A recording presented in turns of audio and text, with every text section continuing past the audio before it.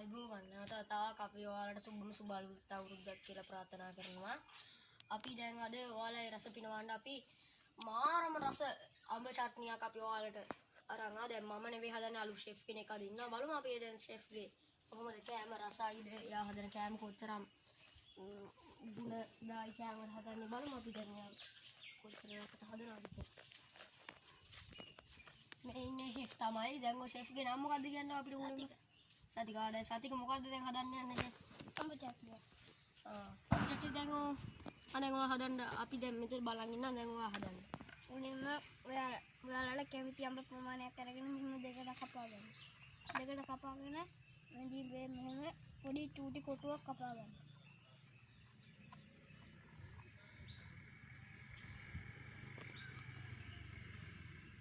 ඒ විදිහට හැම අඹ එකම කපා ගන්න.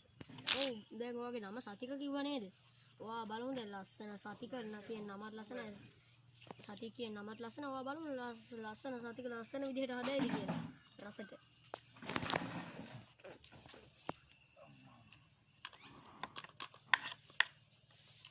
හරි. මේ විදිහට අඹ ටික කපා ගන්න.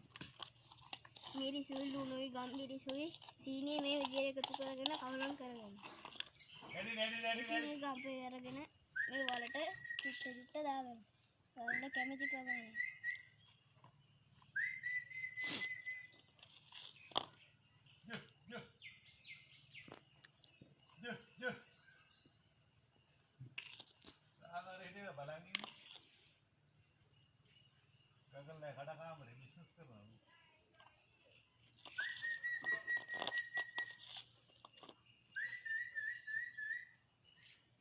ඊට පස්සේ මේ විදිහට රෙද්දක් අරගෙන මෙන්න මේ ටික මෙන්න අඹෙන් අඹට ඔහොම තියලා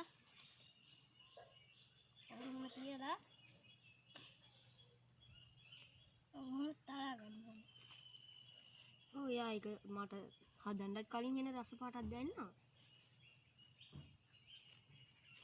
රස කොහොම අරගෙන ඔහොම තලන්න තියෙනවා. විනාඩි 5ක් 3ක් අතර කාලයක් මේක තලා ගන්න. ඉතින් අපි ඒ කාලේ දැන් තලාගෙන ඉවරයි.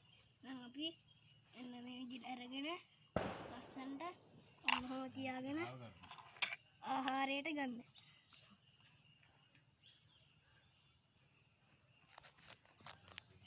මේ තියෙන්නේ එයා හදපු අඹ තමයි. ඒ වහින රසට එයා හදලා තියෙනවා. ඔත් කැලක් කාලා බලන්න.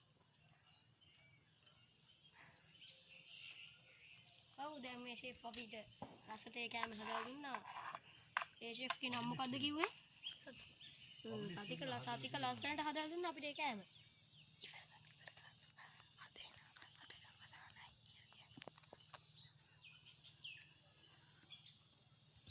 අපිට අවසානයි අපි තව වීඩියෝ එකකින් හම්බෙමු. අද නැවත අතාවක ඔයාලට සුබම සුබ අවුරුද්දක් කියලා පතමින් අපි නැවත අලුත් වීඩියෝ එකකින් හම්බෙමු.